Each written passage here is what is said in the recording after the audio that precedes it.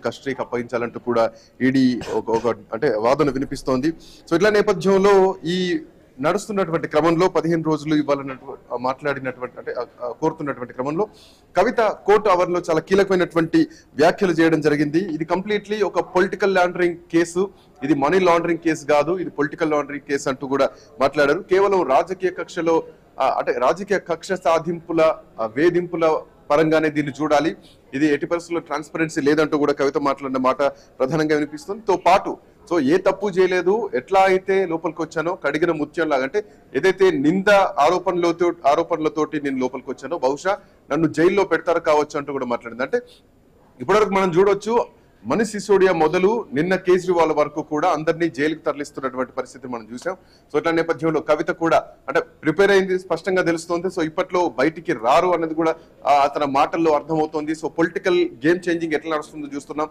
So బహుశా జైల్లో పెడతారేమో నన్ను, మరి ఎట్టి పరిస్థితుల్లో కడిగిన ముత్యంలాగా బయటకు వస్తారంటూ కూడా కవిత మాట్లాడడం జరిగింది. దీంట్లో భాగంగా అంటే కొంతమంది కీలకమైనటువంటి వ్యాఖ్యలు కూడా జరిగింది.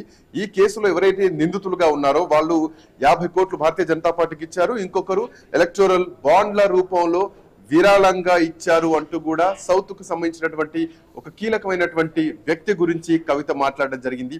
సో ఎవరైతే బీజేపీకి బెండ్ అయి ఉంటారో వాళ్ళను అప్రూవల్ గా మారుస్తూ వాళ్ళపైన కేసులు లేకుండా వాళ్ళ దగ్గర నుంచి బాండ్ల రూపంలో కానీ అంటే పార్టీ విరాళాల రూపంలో తీసుకుంటూ సో వాళ్ళ మీద ఎట్లాంటి చర్యలు తీసుకోవట్లేదు.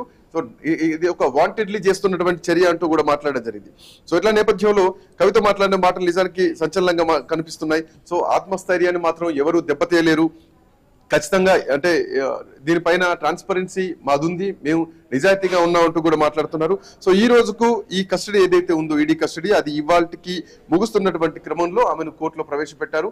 కోర్టు తీర్పు ఎట్లా ఉండబోతోంది, అటు ఈడీ అడుగుతున్నట్టు 15 రోజుల పాటు ఈ కస్టడీ పొడిగించబోతున్నారా లేదంటే కవితను జైలుకు తరలించబోతున్నారా, ఈ రెండు అంశాల్లో ప్రధానంగా ఏమి ఉండబోతుందో మాత్రం చూడాలి. బట్ కవిత ఎప్పుడు బయటకు వచ్చినా గానీ ఖచ్చితంగా ఏదో ఒక సంచలన కామెంట్ మాత్రం చేస్తూనే ఉంది. సో మనం చూడొచ్చు, ఇంతకు ముందు కూడా కవిత ఇట్లాంటి వ్యాఖ్యలు చేయడం జరిగింది కోర్టుకు తరలిస్తున్నటువంటి క్రమంలో. సో ఒక అంటే వాంటెడ్లీ ఇది కుట్రపూరితంగా రాజకీయ కుట్రలో భాగంగానే చేస్తున్నారు అంటూ కూడా భారతీయ జనతా పార్టీ కేంద్ర ప్రభుత్వాన్ని విమర్శించినటువంటి కవిత ఈ రోజు కోర్టులో ప్రవేశపెడుతున్నటువంటి క్రమంలో కూడా ఇది మనీ లాండరింగ్ కేసు కాదు, ఇది ఒక పొలిటికల్ లాండరింగ్ కేసు అంటూ కూడా కవిత మాట్లాడినటువంటి సందర్భం.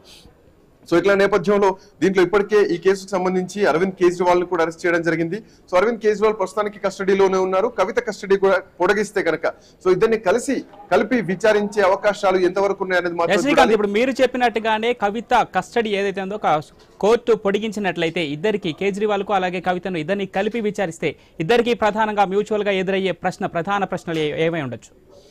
100 కోట్ల ముడుపులకు సంబంధించి ఇప్పటి వరకు ఈడీ ప్రత్యేకంగా దృష్టి పెట్టింది. 100 కోట్ల ఏదైతే ఈ డబ్బు రాబడి జరిగిందో సో అంటే ఒక అక్రమమైన మార్గంలో ఏదైతే ఈ లిక్కర్ పాలసీని క్రియేట్ చేసి దాన్ని ఎగ్జిక్యూట్ చేసి గోవా ఎన్నికలకు తరలించడం, ఎట్ ది సేమ్ టైం భారీగా ముడుపులు ముట్ట చెప్పడం, ఒక కొత్త ప్రైవేట్ పాలసీని స్పెషల్ జీవో తీసుకొచ్చి కేజ్రీవాల్ ప్రభుత్వం ఏర్పాటు చేసింది, పాలసీని క్రియేట్ చేసింది అన్నటువంటి ఆరోపణలు ఏదైతే ఉన్నాయో సో దానికి సంబంధించి ప్రధానంగా సూత్రధారి అరవింద్ కేజ్రీవాల్ తర్వాత నెక్స్ట్ వన్ కవిత.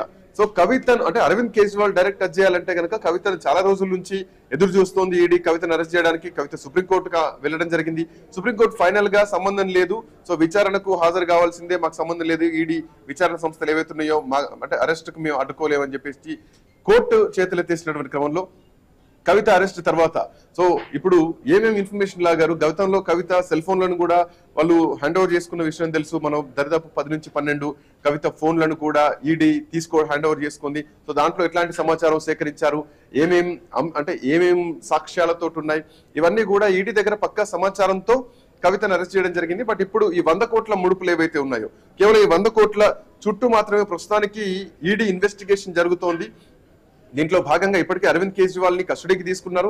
సో అరవింద్ కేజ్రీవాల్ తో పాటు ఈ రోజు కవిత కస్టడీ ముగుస్తున్నటువంటి క్రమంలో ఖచ్చితంగా ఈ కస్టడీ ఇంకొక 4 నుంచి 6 రోజుల పాటు పొడిగించే అవకాశాలు అయితే ఇప్పటి వరకు ఉన్నటువంటి ఈ కేసు పూర్వపరాలు మనం పరిశీలిస్తే కనుక ఆ 4 నుంచి 6 రోజుల పాటు కవిత కస్టడీ కోరే అవకాశాలు కనిపిస్తున్నాయి. ఒకవేళ అదే జరిగితే కనుక ఇటు కేజ్రీవాల్ ని ఇటు కవితను ఇద్దరిని కూడా కలిపి విచారించే అవకాశాలు స్పష్టంగా కనిపిస్తున్నాయి. దాంట్లో మరీ ముఖ్యంగా ఈ 100 కోట్ల రూపాయల ముడుపులు ఏవైతే ఉన్నాయో 100 కోట్లేనా లేదంటే 600 కోట్ల ఇవన్నీ చాలా వరకు బయటికి లీకులు వస్తున్నటువంటి క్రమంలో ఇద్దరిని కలిపి విచారించడానికి ఈడీ సన్నద్ధమవుతుంది మాత్రం స్పష్టంగా కనిపిస్తోంది. అయితే శ్రీకాంత్ మరే విషయంలో కూడా అంటే కవిత బంధువులైనటువంటి ఆడపడుచు ఆ అలేఖి విషయంలో అలాగే మేనలుడు శరణ్ విషయంలో కూడా ఈడీ దూకుడుగా వ్యవహరిస్తున్న నేపథ్యంలో వారిని కస్టడీకి కోరే ఛాన్స్ ఏమైనా ఉందా?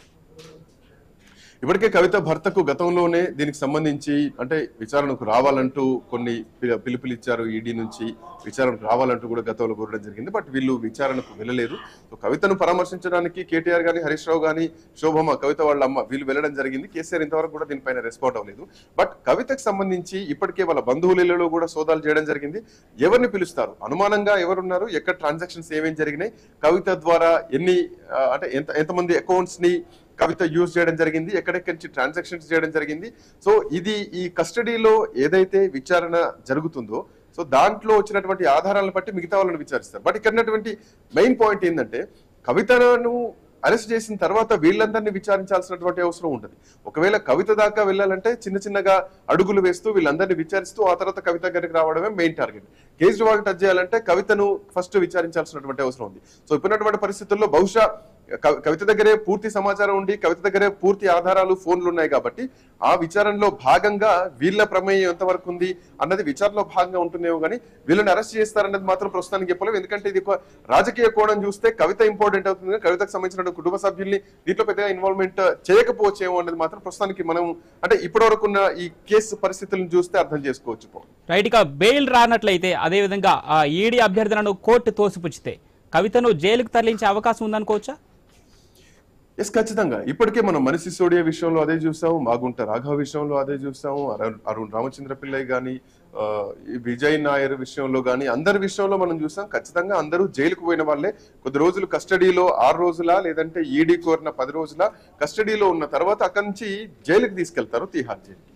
సో ఇప్పటికే మనీష్ సిసోడియా ఢిల్లీ డిప్యూటీ సీఎం ఆయన తిహార్ జైల్లో ఉన్న విషయం కూడా తెలిసిందే. సో అదే జరిగితే కనుక కవితకి ఇప్పటికిప్పుడు బెయిల్ వచ్చే పరిస్థితులు మాత్రం చాలా అరుదనే చెప్పాలి. ఎందుకంటే కస్టడీలో ఇంకా చాలా విషయాలు తెలుసుకోవాలంటూ ఈడీ కోరుతోంది. ఇంకా అంటే సపోర్ట్ చేయట్లేదు కవిత. గతంలో ఇటు మరోవైపు కవిత వర్షన్ కూడా చూడొచ్చు. గతంలో అడిగిన ప్రశ్నలే మళ్ళీ అడుగుతున్నారు, nothing new, same like before. గతంలో ఏదైతే అడిగారో అదే అడుగుతున్నారు. దీంట్లో పెద్దగా ఏం కొత్తదనం ఏం లేదు, పాత కేసునే పాత ప్రశ్నలే మళ్ళీ కొత్తగా అడుగుతున్నారు, దాంట్లో పెద్దగా చేంజెస్ ఏం లేవంటూ కూడా కవిత మాట్లాడుతున్నటువంటి విషయాలు కనిపిస్తున్నాయి. సో ఖచ్చితంగా ఒకవేళ కస్టడీ పొడిగిస్తే కస్టడీలో ఇటు అరవింద్ కేజ్రీవాల్ ని కవితను కూర్చోబెట్టి విచారిస్తారు. ఆ తర్వాత కస్టడీ తర్వాత మళ్ళీ రిమాండ్ కు పంపించే అవకాశాలు మేబీ అంటే ఇప్పటివరకు మనం చూస్తున్నటువంటి కేసును బట్టి అటు డిప్యూటీ సీఎం సిసోడియాని చూసుకుంటే కనుక బహుశా ఇదే పునరావృతం కావచ్చేమో. Right, thank you Srikanth.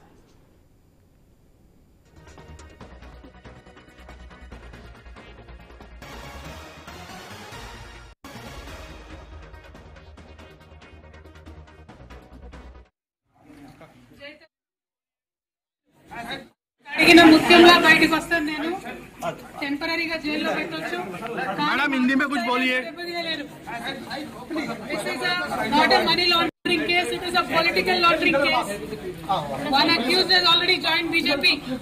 Second accused is getting a BJP ticket. And third accused has given 50 crores in electoral bonds. This is not a money laundering case, it is a political laundering case. It is a fabricated and false case. We will come out very clean. Jai Telangana. जय Karnataka. Jai Telangana.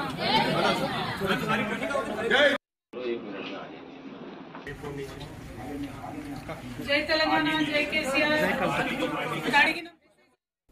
Delhi liquor కేసులో arrest అయిన MLC కవిత ED custody నేటితో ముగిసింది. ఈ నేపథ్యంలోనే కవితను ఢిల్లీలోని rows avenue కోర్టులో ఈడీ అధికారులు ప్రవేశపెట్టారు. ఆమెకు వైద్య పరీక్షలు నిర్వహించారు. మరోవైపు కవిత వేసిన బెయిల్ పిటిషన్ కూడా నేడు విచారణకు రానుంది. దీనిపై కౌంటర్ దాఖలు చేయాలని ఇప్పటికే ఈడీని ఆదేశించింది రౌస్ అవెన్యూ కోర్టు. దీంతో కవితకు బెయిల్ వస్తుందా రాదా అనేది ఆసక్తికరంగా మారింది. It is a fabricated and false case. We will come out very clean. Jai Telangana. जय कर्नाटक. Jai Telangana.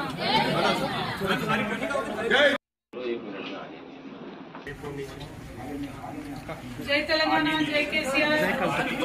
అడిగిన ముఖ్యంగా బయటకు వస్తాను నేను టెంపరీగా జైల్లో పెట్టొచ్చు. मैडम हिंदी में कुछ बोलिए. This is not a money laundering case, it is a political laundering case. One accused has already joined BJP.